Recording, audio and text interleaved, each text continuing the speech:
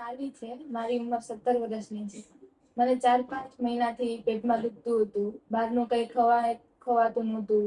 થોડુંક ખાવ એટલે પેટમાં દુખવાનું ચાલુ થઈ જાય, માથાનો દુખાવો ચાલુ થઈ જાય. બહારનું ખાવ તો ઉલટી જેવું થાય, કોઈ વાર ઉલટી પણ થઈ જાય. મતલબમાં ખવાતું જ નહોતું અને ખાવ ને એના લીધે મને માથાનો પણ બહુ વધારે દુખાવો રહેતો.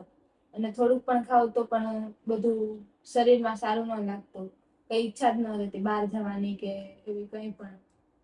પછી હું ઓમ આયુર્વેદમાં આવી. મને સજેશન કર્યું કે ઓમ આયુર્વેદમાં સારું છે બધું, એનાથી તમને રાહત થઈ શકશે, બધું થઈ શકશે.